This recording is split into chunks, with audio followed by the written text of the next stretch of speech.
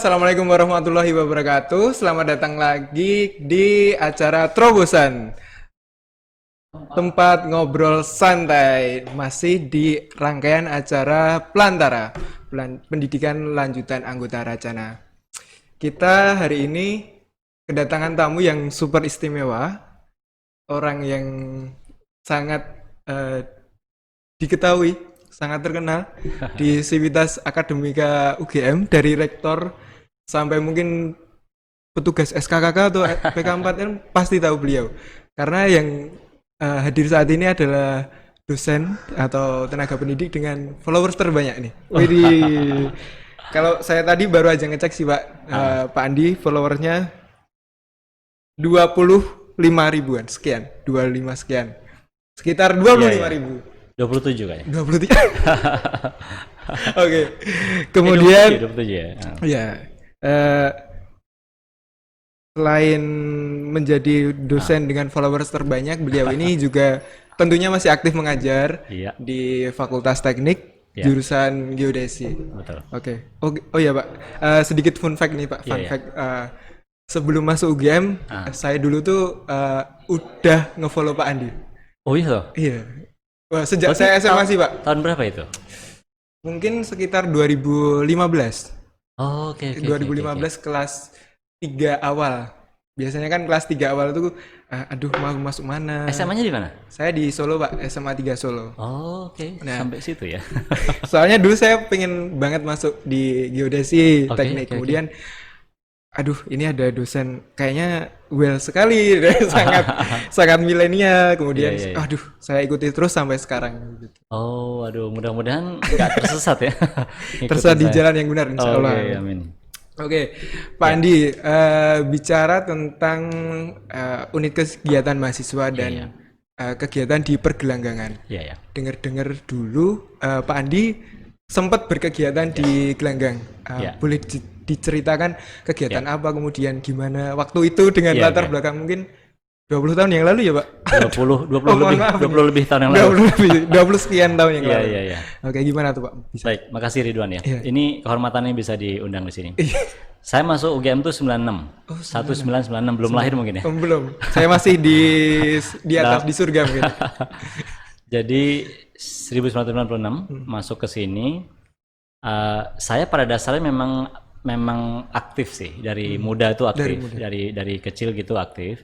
Dia kegiatan siswa, kegiatan mahasiswa itu sebenarnya bukan hal yang baru lah. Jadi saya memang suka gitu. Yang saya ikuti sampai di sini adalah keluarga mahasiswa Hindu Dharma. Saya dari Bali, agama Hindu. Ya biasa ya, kalau kita kan kalau di Bali itu kan sebagai orang Hindu itu mayoritas. Iya. Di sini kan kemudian menjadi sedikit orangnya, jadi dipesan lah sama orang tua hati-hati di sana, cari teman yang baik. Jadi saya pikir memang ya bersama dengan teman-teman yang seiman salah satunya lah gitu caranya, sehingga kemudian saya ikut yang itu gitu. Itu yang agak dominan sampai kemudian saya menjadi ketuanya kan gitu tahun 98. Tapi di luar itu saya ini juga banyak sekali kegiatan lain. Saya orang geodesi kan. Iya. Di keluarga mahasiswa teknik geodesi saya cukup aktif di sana. Aktif dari awal lah. Jadi sempat juga memimpin pers penerbitannya gitu. Walaupun di zaman itu sih beda dengan sekarang ya. Iya. Kalau sekarang semuanya online, punya sosial media. Iya. Kalau dulu kita punya itu majalah dinding loh. Sudah Ada yang tahu majalah dinding nggak di sini? Udah beda zaman ternyata. Jadi itu dulu saya aktif juga di sana. Yang lain-lain juga sih. Misalnya kayak dulu kan saya zamannya itu tahun 98, 97, 98, 99 itu kan reformasi tuh. Iya. Jadi menurut saya itu salah satu momen-momen yang penting sekali lah dalam gerakan mahasiswa ya di tahun itu adalah di momen saya gitu. Saya merasa mungkin beruntung kalau boleh saya bilang ada di momen di mana benar-benar gerakan mahasiswa itu mencapai satu titik yang menurut saya itu penting sekali lah ya. Jadi milestone-nya. Di mana dulu kita demo. Tapi mungkin bukan soal demonya yang lebih penting karena kan sebenarnya mungkin semangatnya ya Pak? Iya, demo itu kan cara saja, cara kita menyampaikan sesuatu kan. Kalau memang di masa itu demo adalah cara terbaik menurut kami, ya kami demo, turun ke jadi ribuan orang turun ke jalan tuh seru sih, seru banget. Itu sih kira-kira kegiatan saya di UKM ya. Oke. Terus juga dengar-dengar dari UKM KMHD juga dari sana dapat istri yang sekarang ya Pak. Iya, ini kan saya Salah selalu satu guyonnya tuh gini. KMHD itu kan keluarga mahasiswa Hindu Dharma. Saya ganti jadi calon keluarga mahasiswa Hindu Dharma. Jadi masuk di situ menemukan calon keluarga. Iya betul, istri saya dari Fakultas Kedokteran. Adik kelas waktu itu setahun. Ya biasalah kan. Iya. Agak kelas itu kan modusnya kira-kira seputar itu kan. Jadi kalau dulu namanya itu KSS nama acaranya. KSS itu Kirtania Sada Saraswati. Jadi semacam inaugurasi penerimaan anggota baru KMHD. Saya sebagai kakak kelas termuda berarti kan tahun 97. Maksudnya dia kan angkatan 97. Di atas, angkat persis di atasnya. Itu jadi biasalah, jadi panitia, jadi seksi acara waktu itu saya. Jadi ya menerapkan itulah jurus-jurus mahasiswa ya untuk gitu. Jadi ya istri saya dari KMHD juga. Dan sekarang juga jadi dosen di FKKMK. Dia bukan dosen, dia dokter, tapi memang pernah bekerja di FKKMK, tapi bukan sebagai dosen. Sebagai peneliti di Pusat Kedokteran Tropis namanya. Pusat Kedokteran. Tapi kemudian dengan alasan yang sangat baik memutuskan untuk tidak lagi bekerja di sana. Sekarang di rumah dengan menekuni banyak hal lain lah, hobinya dan segala macam. Jadi cukup menginspirasi. Terima kasih. Kemudian kita masuk kepada Pak Andi ini kan di jurusan teknik geodesi. Betul.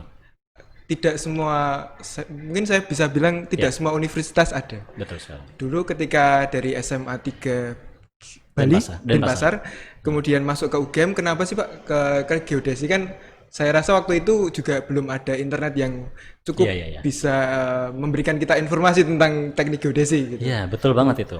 Gimana tuh Pak? Saya termasuk orang yang mungkin kalau bahasa anak sekarang apa ya mungkin ya, anti mainstream gitu ya.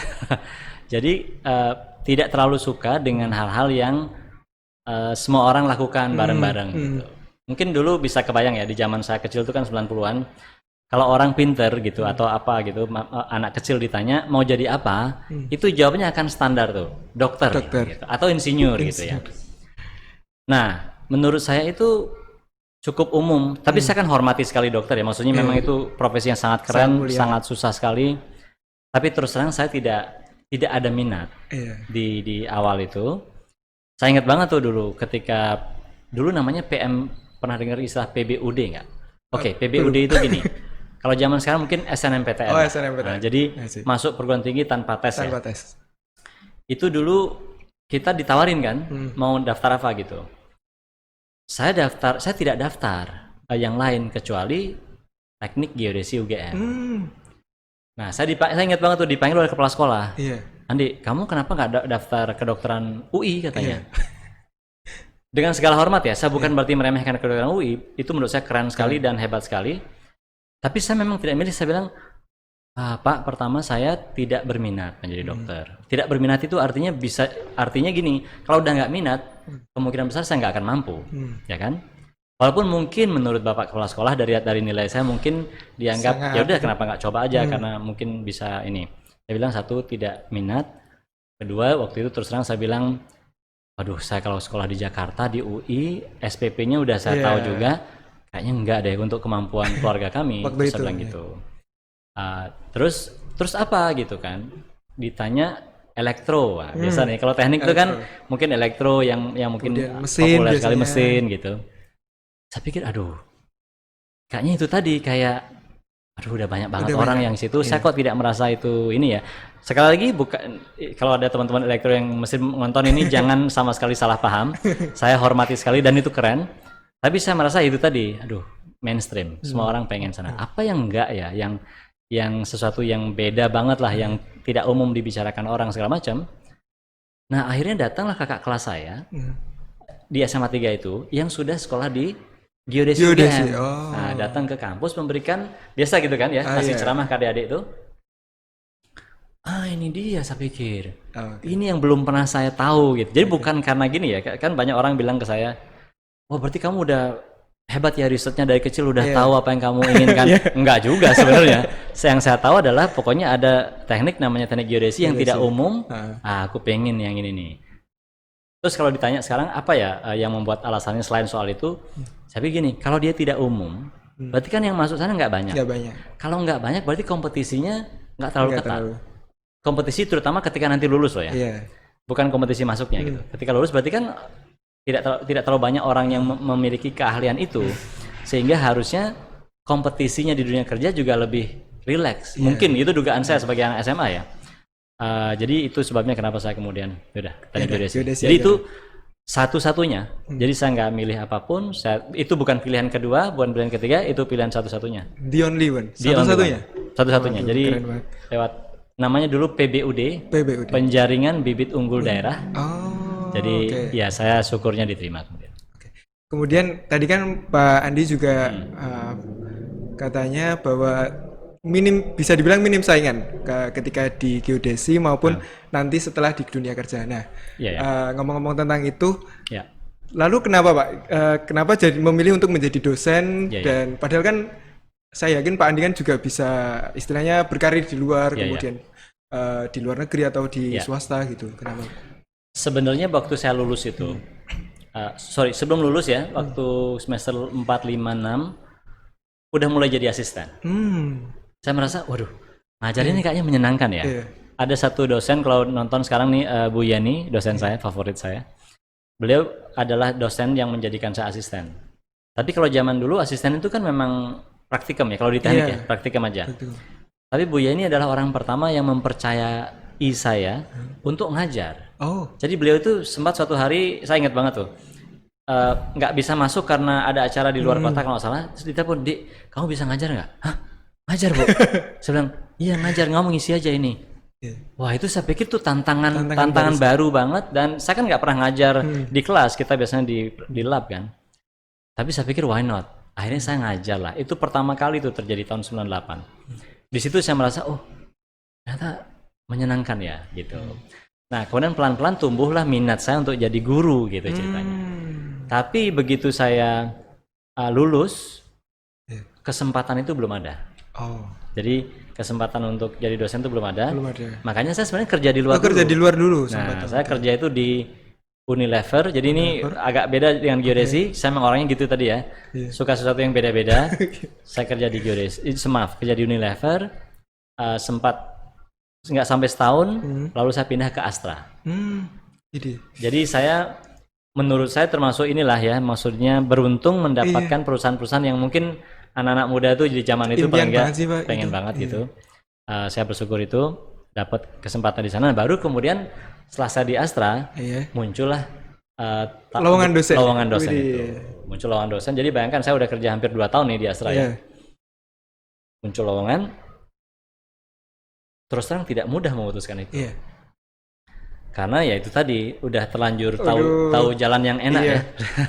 Maksudnya tahu sendiri gimana. Saya tidak dari keluarga yang berada secara ekonomi, lalu kerja di Astra dengan artinya gaji yang cukup baik menurut saya gitu di zaman itu. Lalu harus memutuskan untuk jadi guru di UGM, itu tentu tidak mudah. Nah tapi saya kan ingat tadi masa saya jadi asisten itu, saya pengen nih sebenarnya. Ini saya merasa di situ passion saya. Selain itu, ke belakang lagi, saya lahir di keluarga yang tidak terlalu beruntung secara pendidikan ya. Bapak saya itu tidak lulus SD, ibu saya hanya lulus SD. Makanya kemudian saya pikir saya bisa mencapai waktu itu artinya bisa sekolah, bisa kerja di Astra, bisa kerja di Unilever, itu kan karena pendidikan. Betul nggak? Jadi saya pikir, oh berarti kemungkinan ada banyak orang nih seperti saya sebenarnya di Indonesia ini. Orang yang hidupnya itu akan bisa berubah jika dia terdidik, kan gitu kan. Nah artinya nih sebagai anak muda ya zaman itu ya, zaman tahun umur 20-an masih idealis banget. Saya pikir, oke, kalau saya mau berperan hidup saya, kira-kira gitulah, kepada orang lain, kayaknya saya harus jalannya di sektor pendidikan. Karena saya pengen mendampingi anak-anak seperti saya dulu, agar mendapatkan pendidikan. Kira-kira begitulah bayangan saya, maka kemudian saya cobalah untuk melamar.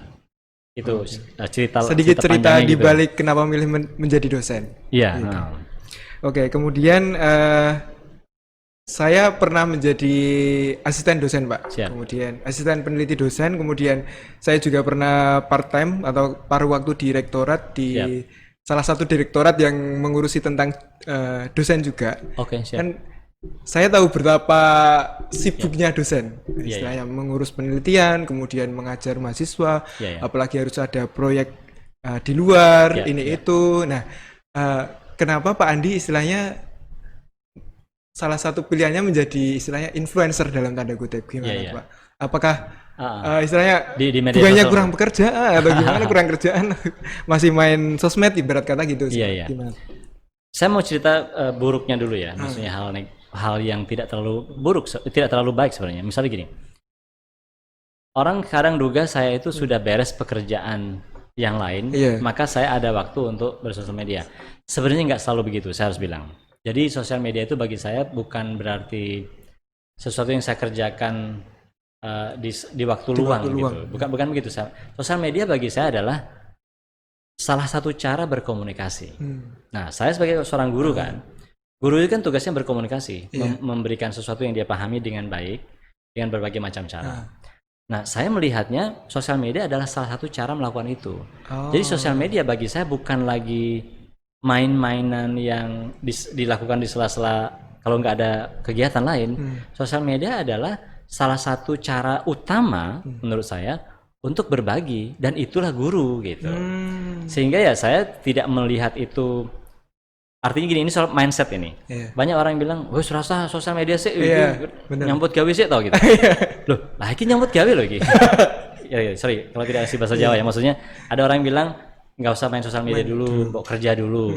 Kalau saya sebagai seorang guru yang punya tugas menyampaikan pesan pada orang, bersosial media itu bagian dari pekerjaan, bukan hanya sekedar santai-santai gitu. Itu sorry, saya tahu tidak semua orang akan setuju dengan pendapat saya ini. Banyak orang akan berpendapat berbeda, saya hormati itu. Tapi yang jelas begini, kalau kita seorang guru menurut saya, tugas utama kita itu kan sebenarnya adalah transfer of knowledge ya. Iya. Mentransfer pengetahuan.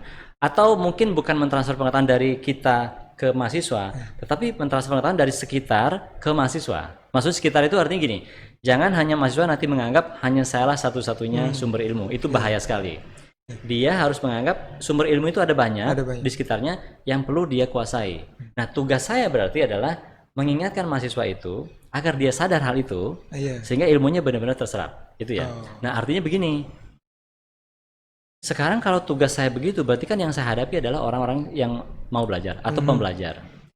Usia pembelajar ini makin lama makin muda. Maksudnya dibandingkan saya. Sebenarnya usia mahasiswa itu sama aja sih. Tapi jaraknya mungkin semakin jauh. Iya, gitu. Kan 18 tahun sampai 21-an kira-kira 22. Sebenarnya mahasiswa usianya itu dari dulu ya segitu. Tapi kan dosen yang nambah tua kayak saya nih kan.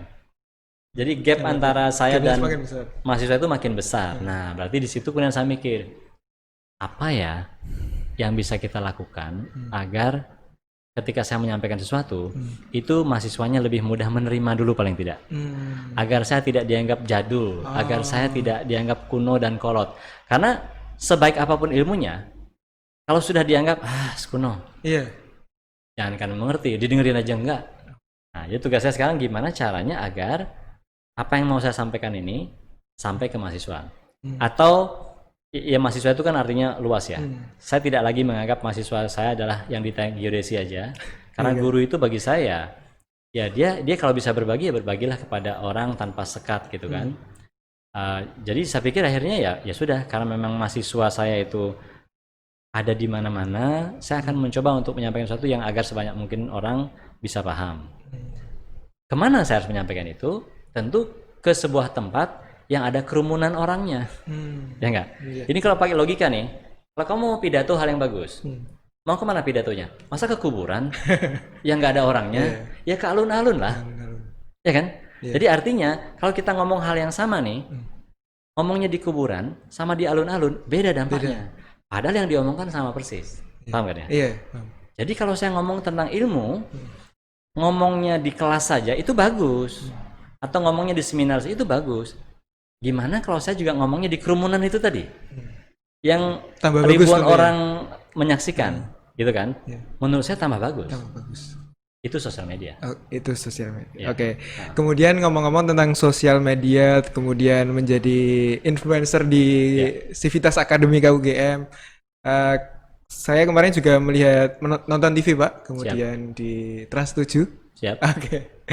Kemudian melihat di postingan Instagram Pak Andi, Pak Andi juga dalam tanda kutip mengenal influencer-influencer lain. Oh, oke. Seperti Mbak Najwa Shihab, Iya, iya. kemudian Iya, iya. ya banyaklah yang ada di postingan Instagram Pak Andi kan Iya, iya, iya. udah bertemu dengan beberapa. influencer circle-nya circle influencer, Aha. bisa dibilang begitu. Nah, bisa diceritakan nggak Pak how to Iya, iya. masuk kepada si Lingkaran itu ya. influencer tersebut? Nah, Pertama, istilah influencer itu sendiri kan tadi kita ngobrol sedikit ya. Saya sendiri tidak merasa. Tidak merasa. Tidak merasa itu artinya gini. Tidak merasa, tidak juga secara serius tidak berniat mungkin mengusahakan ya. Iya. Karena saya dibilang tuh banyak teman saya bilang, kamu mesti beli ya followernya. Iya. Sebenarnya enggak ada ke situ gitu. Karena memang ya itu natural aja gitu, nggak ada ini. Itu satu ya. Kedua, makanya kalau saya disebut influencer, saya bilang gini, kan banyak orang tanya ke saya, gimana Pak caranya jadi influencer? Saya bilang gini, kalau kita niatnya jadi influencer itu sebenarnya enggak gitu. Enggak. Jadi niatnya ya berbagi aja gitu secara sederhana. Yang menyebut diri kita influencer itu Orang lain. orang lain, bukan diri kita. Sama seperti inilah. Kalau saya ini bercita-cita nih ya, saya pengen bikin postingan inspiratif. Menurut saya itu salah tuh. Oh. Karena inspiratif itu tidak datang dari yang posting, Oke. datang dari yang melihat. Betul nggak? Oh iya benar. Artinya saya kayaknya bahkan nggak bisa bercita-cita agar posting saya inspiratif loh ya. Iya. Saya akan posting yang baik intinya gitu menurut saya. Dia menjadi inspiratif atau enggak itu kuasanya si yang lihat. Tapi kalau kontennya apa itu kuasa saya. Tapi apakah dia menjadi inspiratif atau enggak itu kuasanya yang lihat. Contoh sederhana gini. Suatu postingan saya, nah apapun lah ya. Saya yakin akan ada orang yang melihat itu sebagai kesombongan. Yakin saya. Iya. Tapi akan ada juga orang melihat sebagai inspirasi tadi. Jadi hal yang persis sama bisa nampak kesombongan, bisa nampak inspirasi kan gitu kan. Jadi berarti bukan kuasa saya dong. Iya. Gitu maksud saya. Nah itu satu tentang influencer tadi itu. Jadi kalau saya dibilang influencer, mudah-mudahan itu artinya positif. Saya tidak pernah menyebut diri begitu. Jadi terima kasih saja saya bilang. Nah kedua tadi ke pertanyaannya, gimana Dari caranya mana kenal orang-orang itu? Misalnya gini, Najwa contohnya. Iya. Najwa kalau nonton hari ini ya, Nana saya panggilnya, itu teman saya ketika kuliah di Australia. Oh, teman kuliah di Jadi sebenarnya kami ke kampus yang beda, tapi beasiswanya sama. Namanya tuh ALA, Australian Leadership Awards. Oh. Jadi saya S3, Nana S2. Nah, cuman itu kelebihan saya dari Nana. Nggak, saya sering guyon gitu. Artinya kami sama-sama mendapat beasiswa yang sama, sehingga kemudian kan satu batch, satu angkatan 2008, wajar kita saling kenal. Ya tapi siapa sih yang tidak kenal Najwa Shihab kan? Iya. Lalu saya kenal, kemudian ya kita komunikasi biasa ya kayak teman-teman yang lain juga. Banyak kok juga teman kita gitu yang sama dia. Tapi kalau saya kemudian karena saya tahu dia orang media, saya ngikutin banget, dia bagus banget kan. Kita semua suka dengan dia gitu. Nah, saya kemudian mikir begini, kalau karena saya berteman baik sama dia dan tidak ada kepentingan apapun, tapi dia kan punya influence publik yang besar. Dan kalau saya punya niat baik, saya pikir sah kalau saya kemudian meminta tolong dia, betul nggak? Kecuali tujuannya jahat ya. Jadi dia punya pengaruh publik. Saya temannya dia dan saya punya rencana baik juga. Why not? Makanya ketika saya bikin buku pertama kali dulu, saya minta dia untuk ngasih nulis testimoni. Dan Nana menurut saya sih ya, saya yakin dia senang melakukan itu. Kenapa? Karena dia kan duta baca juga. Gitu. Jadi artinya dari pertemanan tadi, saya lanjutkan saja menjadi hal-hal yang lain yang saya pikir itu wajar lah, seperti halnya kita berteman lah. Bukan karena dia public figure saja ya, tapi karena memang dia pemikirannya baik itu. Nah begitu, itu kami udah lama nih bertemannya, berarti 12 tahunan. 2008. Setelah itu adalah kegiatan di Mata Najwa itu yang terkait dengan bidang ilmu saya banget, gitu, Laut Cina Selatan. Ya udah saya dikontak oleh timnya dia gitu. Terus dia juga kontak saya, nanti ada timku yang kontak gitu tentang ini. Saya bilang sih siap aja gitu. Dia udah banyak bantu saya gilirannya sekarang juga mendukung acara dia, tapi sebenarnya kan juga saya terbantu juga, mungkin terbantu exposure segala macam ya. Jadi gitu aja sih, nggak ada yang rumit-rumit gitu.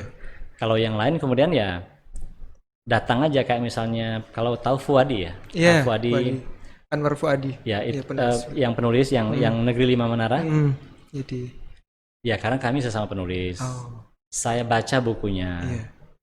Saya baca bukunya itu dengan serius banget dan suka banget, lalu saya tulis. Begitu cara saya untuk ini ya, menjalin koneksi dengan orang lain.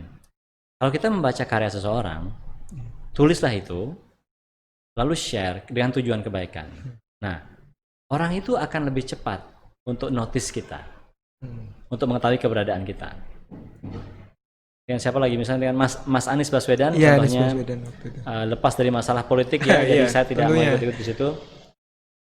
Beliau kan orang yang sangat gerakan Indonesia Mengajar dulu segala macam.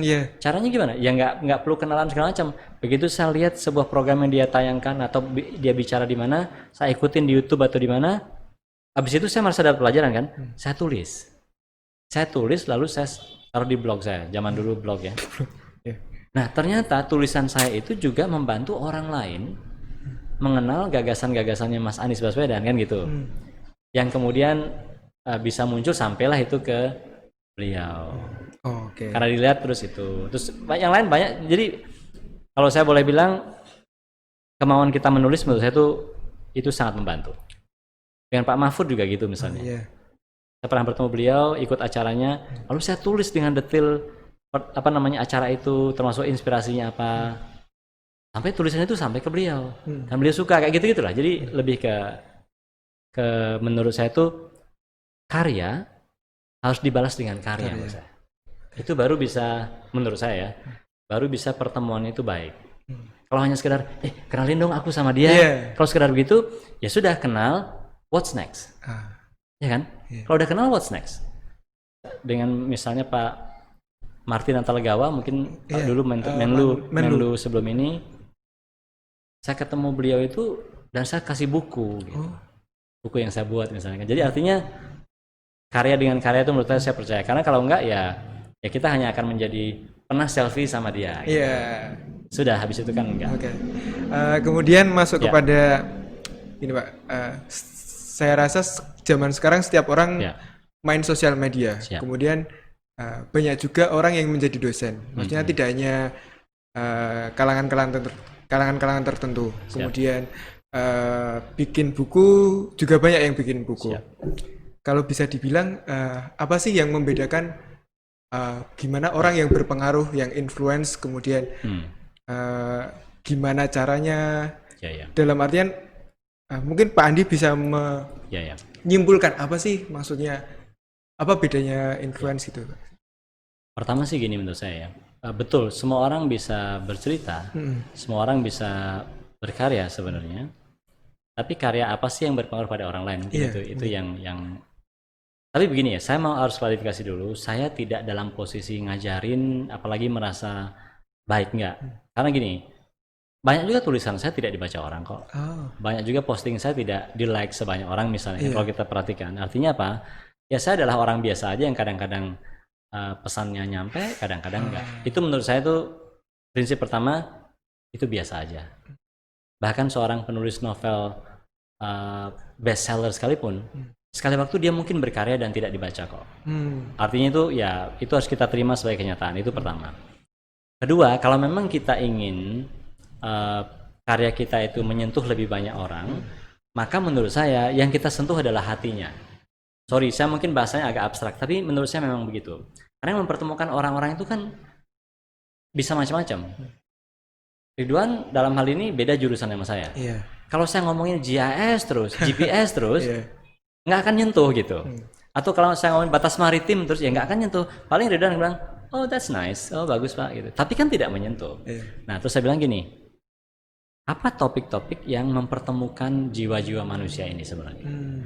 Itu topik-topik yang memang universal, kemanusiaan, relasi antar orang itu menurut saya itu topik universal. Misalnya saya sering bicara soal hubungan saya dengan anak saya misalnya di sosial media. Di sosial media. Karena saya yakin itu lintas generasi, lintas disiplin, lintas jurusan kalau itu. Iya kan? Mau dia dokter kayak, mau dia engineer kayak, kalau ngomong sudah anak sama bapak masih seputar itu. Itu satu. Kedua, menurut saya hindari untuk berbicara selalu tentang kesuksesan saja. Maksudnya gini nih, kalau saya ngomong tentang anak saya, mungkin kalau lihat sekali waktu ya, pasti banyak juga saya ceritakan kenyataan-kenyataan yang remeh-temeh gitu. Kekesalan bapak sama anaknya, suka K-pop mungkin. Suka K-pop itu, kemudian bertengkarnya atau diam-diamannya. Saya pikir ya, itu kan kenyataan hidup kan. Justru kalau kita tampilkan bagus-bagusnya saja menurut saya itu anak akan saya menang ini, menang itu. Bisa jadi itu menjadi fake, menjadi seperti palsu walaupun saya tidak bilang itu berbohong ya. Karena kita tahu kok hidup manusia itu nggak ada yang gitu terus kan. Maka kalau saya misalnya gini, kalau saya lagi foto sama anak istri, sama Asti sama Lita, fotonya lagi seru sebagai keluarga, caption saya biasanya bunyinya begini. Jangan lupa bahwa sebelum ini kami punya masalah, misalnya kuncinya nggak ketemu, piringnya nggak ada yang nyuci, gitu kan, kucingnya terus buang kotoran di ini dan mungkin. Artinya kami itu tidak jauh beda kok dengan biasa mungkin keluarga pada umumnya gitu. Pada umumnya dan mungkin malah lebih buruk. Jadi maksud saya ingin mengingatkan kalau kita lihat foto bagus suatu hari di sosial media, jangan lupa di balik itu semua ada hal-hal biasa yang terjadi. Karena kita kan sering begitu tuh kadang-kadang ngelihat foto yang bagus atau ini yang bagus kita pikir wah dia hebat sekali ya, dia keluarganya sempurna. Enggak lah, enggak ada begitu di dunia ini. Nah itu jadi dengan memposting hal yang begitu tadi yang relatable, begitu saya posting foto lagi mesra sama keluarga, tapi captionnya seperti itu, orang jadi ketawa ngeliatnya. Ketawa itu maksudnya ngetawain dirinya sendiri juga. Iya bener banget ya katanya. Aku juga, orang merasa gitu. Aku juga gitu biasanya tuh. Terus selfie sama keluarga 3 detik kan, habis itu posting, habis itu diam-diaman gitu. Diam-diaman dalam arti bukan karena marahan, tapi karena memang sibuk aja. Sibuk sendiri. Jadi jangan sampai orang kemudian kita paksa untuk mempercayai, oh dia itu kayak 24 jam ceria terus ya sama keluarga. Nggak ada begitu. Nah ketika saya sampaikan hal yang real begitu, orang jadi relate dengan lebih mudah. Nah makanya mungkin dugaan saya, mungkin itulah yang kemudian menjadi inspirasi. Mungkin ya. Yang kemudian orang pikir ya influencing gitu, mempengaruhi, bukan karena dia selalu tampil sempurna. Menurut saya sih begitu ya. Kurang lebih saya bukan ahli influence ya. Kemudian untuk menjadi orang yang berpengaruh, kemudian bisa dibilang inspiratif di dunia, kemudian aktif juga di media sosial. Menurut Pak Andi penting nggak sih begitu? Maksudnya apakah berpengaruh di dalam kehidupan nyata dalam tanda kutip? Misalkan kalau ketemu Pak D kan lebih mudah karena maksudnya janjiannya mungkin atau karena Instagramnya verified, mungkin nanti bisa DM-nya lebih atas gitu, gimana Pak? Saya pernah dengar ini pendapatnya seorang penulis yang saya suka namanya Gede Prama. Gede Prama itu orang Bali yang beliau bilang begini, apa sih manfaatnya atau positifnya kalau kita populer? Dia ditanya begitu. Beliau kan seorang yang spiritualis ya, seorang sangat baik, kemanusiaan sekali, yang harusnya kan tidak mikirin soal kepopuleran begitu. Tapi memang ya karena memang tulisannya bagus, beliau jadi populer. Jadi ditanya suatu hari, apa Pak manfaatnya populer menurut Bapak? Dia bilang gini, secara spiritual tuh nggak ada manfaatnya. Tapi katanya, pada faktanya gagasan kita lebih mudah diterima. Dan itu saya ingat banget itu. Saya pikir, iya juga ya, benar ini. Jadi kalau kita memang punya gagasan baik, kan tujuan kita agar gagasan kita diterima kan? Betul kan ya? Kita yakin kok gagasannya baik, jadi tujuannya pastilah agar diterima gagasannya, dilaksanakan. Karena saya yakin ini baik. Nah ternyata terkenal itu atau populer itu membantu proses itu. Gitu. Jadi kalau misalnya ya katakan tadi kalau contohnya Pak Dekan atau mungkin pejabat-pejabat yang lain atau misalkan menteri gitu, gitu. Itu saya memang yakin ada pengaruh positifnya bahwa ketika orang ini punya populer, kan artinya gini beliau mikirnya, dia diikuti banyak orang berarti karena pemikirannya cukup mudah diterima. logikanya berarti cukup baik lah pemikirannya. Oke. Maka kalau dia lagi ngomong nih kayaknya boleh juga nih kita dengerin. Iya. Kira-kira begitu kan. Jadi oke. logikanya gitu sih menurut saya. Jadi artinya membantu dalam konteks membuat gagasan kita lebih mudah diterima. Oke. Tapi kemudian sejauh ini sih Pak, Ya. sisi negatifnya menjadi orang yang dalam tanda kutip berpengaruh tuh apa yang Pak Andi rasakan? Privasi mungkin ya. Oh oke, benar. Yang paling terasa tapi mungkin. lagi-lagi gini ya, ini kan soal seberapa pengaruh saya tuh saya juga nggak tahu definisinya. Maksudnya Iya, itu kan oke. mungkin monggo teman-teman aja yang memaknai itu. Apakah saya memang berpengaruh apa enggak itu saya nggak tahu juga sebenarnya. Tapi yang jelas kalau kita lagi di mana gitu ada yang mention gitu. Oh, Tadi Pak Andi di situ ya, wah kan ngeri juga. aduh, aku diikutin ya. Kan walaupun mungkin orangnya cuma karena santai aja, karena dia tahu. Jadi pernah saya misalnya lagi di Fakultas Teknik, lagi jalan dari mobil, bawa Palvi minuman. Sorry ini bukan iklan ya. Tahu ya, Palvi. Iya. Palvi yang kuning. Hmm. Tadi Pak Andi lewat di KPFT kemeja biru megang Palvi ya. Kan ngeri banget gitu. Dan itu di-mention di media sosial gitu misalnya. Itu terus terang agak ini juga tuh. Agak ngeri juga sih. Dalam arti ya itulah. Ya saya so far sih nggak ada yang aneh-aneh ya. Karena saya juga nggak sekedar kenal itu gitu. Jadi ya itu saya rasa boleh dibilang negatif juga, boleh dibilang. Jadi kita jadi nggak terlalu bisa relax banget, agak ngawur gitu. Saya terus terang aja gini, kalau misalnya lagi di jalan, misalnya kan nggak pakai masker, contoh aja nih. Waduh ini nggak enak banget ya kalau saya sampai nanti ada ngesut terus misalnya gitu kan. Terus terang ada sih pengaruhnya. Tapi so far sih saya rasa sih bagus ya. Itu kan menjaga kita untuk baik kan ya. Oke. Kemudian dalam apa istilahnya? Mungkin Pak Andi kerjanya kan sebagai dosen. Ya, Kemudian memang job desk utama dalam kehidupannya mungkin untuk mempengaruhi orang lain, utamanya mahasiswanya mungkin dalam hal itu. Tapi ketika kita berbicara dari manusia secara umum pada umumnya, istilahnya gimana sih Pak kunci utamanya untuk istilahnya mempengaruhi orang lain? Dalam artian gimana caranya saya bisa mempengaruhi Pak Andi atau mempengaruhi teman-teman saya supaya visi yang saya tanamkan di pikiran saya itu tuh bisa dijalankan juga oleh orang lain gimana? Saya nggak tahu apakah saya tepat ini menjawab ini ya, tapi kalau memang saya diminta berbagi, pertama itu kan sebenarnya komunikasi ya, komunikasi gitu. Jadi kalau saya bilang begini, kalau kita paham sesuatu atau bisa melakukan sesuatu, itu adalah satu hal. Tapi kemampuan kita menceritakan pemahaman kita itu kepada orang lain, itu adalah hal yang lain. You got my point, right? So to understand something is something, but to tell people our understanding is something else. Jadi saya bilang komunikasi itu kuncinya di situ. Jadi kan sebenarnya kalau kita ngomong pengaruh ya, kalau kita ngomong pengaruh itu menurut saya nih, orang harus tahu posisi kita yang jelas, ide-ide besar kita dia harus tahu, maka dia menjadi terpengaruh. Kan gitu, itu menurut saya intinya. Nah, berarti kan prosesnya adalah bagaimana menceritakan apa yang kita pahami pada orang lain. Nah, berarti komunikasi itu berarti kan satunya. Caranya gimana dia bercerita, Betul sekali. Bernarasi dan berkomunikasi yang pengaruh. Itu penting sekali menurut saya. Jadi artinya itu tadi kalau saya sebagai orang teknik saya bilang gitu. Terampil melakukan sesuatu itu adalah satu hal. Tapi terampil menceritakan keterampilanmu itu adalah hal yang lain. Nah, jadi intinya kalau saya disuruh memberi refleksi, saya akan bicara soal komunikasi. Jadi apapun bidang ilmunya, teman-teman sekalian yang lagi nonton, saya sangat sarankan untuk belajar berkomunikasi yang baik. Kalau saya bilangnya guyon itu, belajarlah bicara bahasa manusia biasa gitu.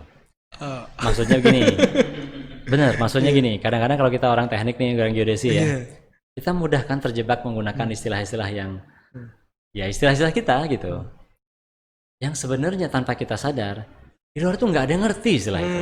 Benar. Ya kan? Jadi kita tidak ngomong dengan bahasa manusia biasa gitu maksudnya. Jadi intinya sih gitu sih menurut saya. Jadi entah itu jadi berpengaruh atau tidak, nah itu soal nanti, tapi Bagian kita belajar untuk membuat orang lain mengerti pandangan kita, itu menurut saya penting. Oke.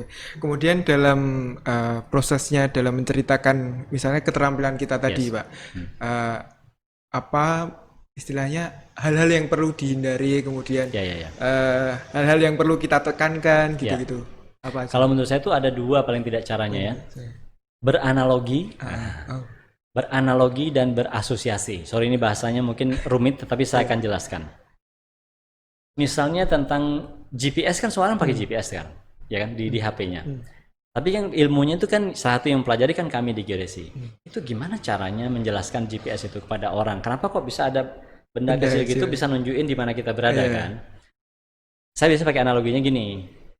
Dulu saya beneran kejadian nih. Dulu saya pernah diajak melaut oleh paman saya. oh, Sampai tengah laut, bayangkan ya. Malam-malam nih kan. Sampai tengah laut, paman saya berhenti. Kita pakai sampan yang ada motornya itu, berhenti, terus bilang gini, ya kita sudah sampai. Bilang, gimana? Ya udah sampai. Terus saya lihat itu kan sepanjang tuh gelap kan, gelap nggak ada apa, laut. Kok bisa dia tahu dia sudah sampai? Terus kok tahu paman, saya bilang kan. Dia bilang gini. Jawaban yang kedua nih menurut saya lebih menarik lagi. Iya kan kemarin kita juga kesini kan. Gimana? Jadi dan itu saya waktu itu kelas 2 kelas 3 SD masih kok bisa tahu gitu kan. Terus saya kan namanya anak yang mungkin saya dianggap anak nakal gitu. Jadi nanya terus gitu. Paman saya terus bilang gini, oh gini katanya. Kemarin sekitar jam segitu, jam 10 malam tuh, sekitar jam 10 malam. Kalau kita waktu itu ngelihat ke kiri, ke atas, ngelihat bintang. Ke kanan ngelihat bintang yang lain. Hari ini kita nengok ke kiri ngelihat bintang yang sama dan ke kanan ngelihat bintang yang sama. oh, oke. Artinya apa? Kita ada di posisi tempat yang yang sama. Betul nggak? Iya. Itu pelajaran astronomi paling sederhana dan paling keren menurut saya. Ya kan? Saya sekarang aja nggak pernah dapat dosen sekeren itu gitu jelasinnya. Dan itulah GPS. Ketika bintang itu kita tahu posisinya yang sekarang diganti satelit. Berarti alat kecil ini bisa melihat satelit di sana dan di situ. Dia tahu posisinya di sini. Kira-kira gitulah kan? Itu namanya analogi. Nah, jadi menganalogikan sesuatu yang rumit dengan yang sederhana. Kunci komunikasi itu. Analogi ya. Kedua, asosiasi. Mengasosiasikan cerita kita dengan hal-hal yang umum. Ini cerita favorit saya nih. Pernah tahu Inul nggak? Inul Daratista? Iya, Inul Daratista. Iya, dia kalau udah dangdut tahu aja dia nih. Itu dulu heboh tuh, karena goyangnya heboh gitu kan. Bayangkan ada seorang ahli fisika UI menulis di Kompas, saya ingat banget nih. Judulnya memahami fenomena chaos dari goyang Inul. Bayangkan. Aduh. Jadi orang profesor UI, saya pikir, nah coba ya, kenapa sampai hari ini pun saya ingat tulisan itu? Berarti kan tulisan itu bagus kan? Ngerti maksudnya? Tapi apa inti dari tulisan dia? Ketika Inul lagi heboh, semua orang tahu, dia masukkan ilmu dia ini. Jadi gerakan chaos adalah gerakan yang kesannya kayak acak.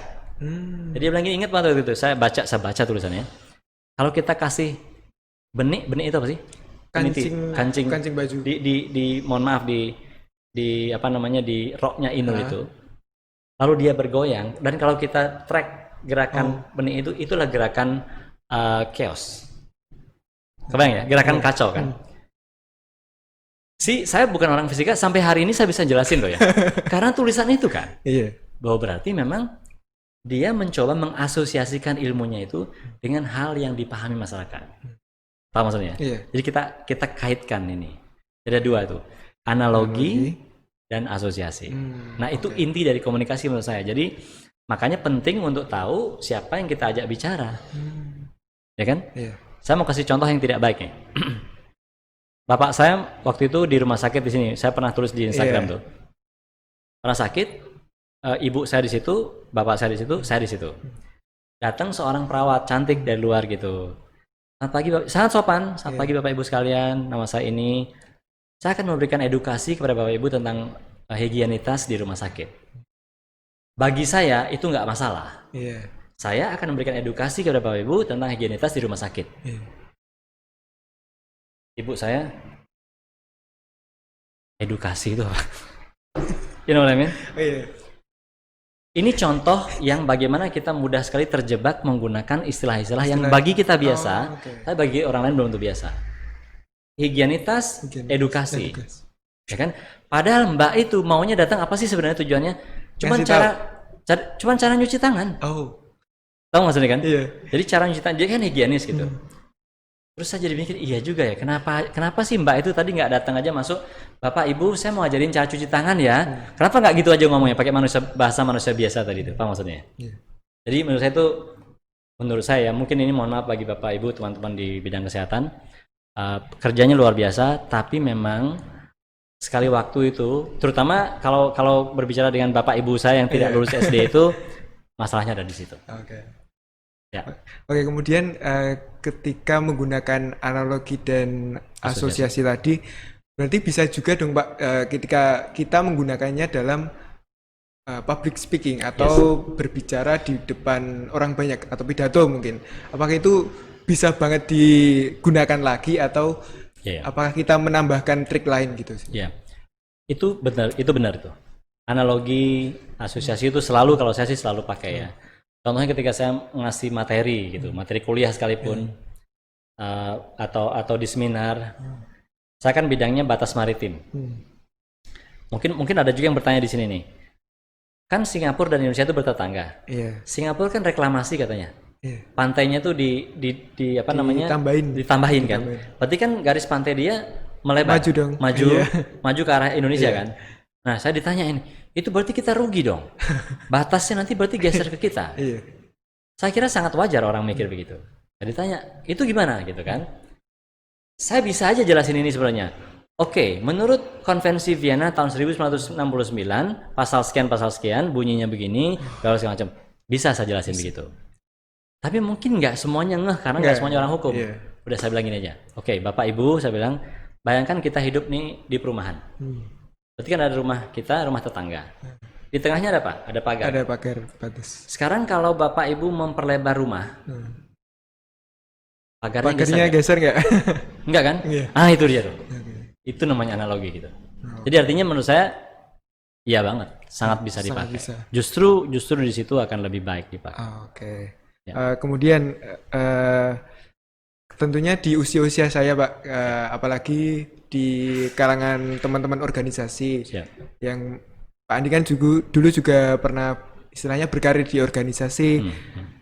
Apa sih Pak permasalahan mahasiswa yang istilahnya Pak Andi sering lihat dalam hal public speaking dan mempengaruhi orang lain gitu? Kalau menurut saya memang begini, terus terang. Secara umum kita di Indonesia, mungkin saya juga termasuk lah ya. Kalau kita bilang Indonesia itu bukan berarti saya sok hebat, enggak. Kita memang secara umum tidak mendidik diri kita dengan baik untuk public speaking. Secara umum saya bilang. Ada yang bagus pasti kan. Contohnya apa? Kita tidak dilatih dengan baik untuk bercerita, misalnya. Bercerita yang baik. Lalu kalau sudah habis baca buku, kita tidak diminta untuk bercerita yang benar menggunakan bahasa kita sendiri. Dengan cara yang fun tentu saja.